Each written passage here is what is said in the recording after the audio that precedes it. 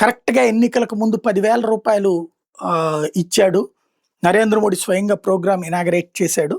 దాంతో మహిళలందరూ అటు ఓటేసేశారు. అందువల్లనే ఓట్లు కొనేశారు ప్రజల డబ్బులతో. ఇది ఒక ప్రచారం. ఇప్పుడు ఓడినోడు 100 కారణాలు చెప్తాడు. 100 సాకులు చెప్తాడు. రైట్. రూ. 10,000కే వాళ్ళందరూ ఓట్లేస్తే 30,000 ఇస్తానన్నాడు కదా తేజస్వి యాదవ్. నెలకు 30,000 అన్నాడు. ఇంటింటికి ఒక ఉద్యోగం ఇచ్చి 30,000 అన్నాడు.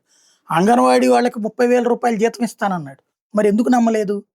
అంటే ఈయన 10,000 ఇచ్చినా చాలనుకున్నారు. ఆయన 30,000 ఇస్తానన్నా ఇవ్వడని నమ్మారు. అట్ ద సేమ్ టైమ్ మరి చంద్రబాబు గారు కూడా 10,000 వేశారు కదా! ఆంధ్రప్రదేశ్‌లో 2019 ఎన్నికలకు ముందు. ఎందుకని కాలేదు? సింపుల్. అక్కడ ఆశలు ఎక్కువ చూపించి తక్కువ ఇవ్వల. నితీష్ కుమార్ ఏమి మీకు ఇట్లా ఇచ్చేస్తాను నేను, రుణమాఫీ చేస్తాను, రూ. 1,00,000 ఇస్తానని చెప్పలా. చివరిలో రూ. 10,000 మాత్రమే వేశాడు.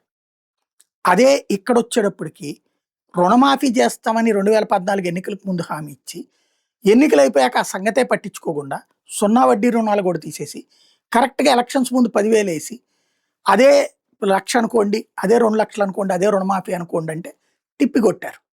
పోనీ అలాగని జగన్ రుణమాఫీ చేస్తానని హామీ ఇచ్చి 5 ఏళ్లలో ఆ డబ్బులు కట్టాడు. మరి జగన్‌ని గెలిపించారా? మరి అదే జగన్‌ని ఓడించారు. కాబట్టి మన రాజకీయం వేరు, వాళ్ళ రాజకీయం వేరు. అక్కడ మహిళల ఆలోచన వేరు, మన మహిళల ఆలోచన వేరు.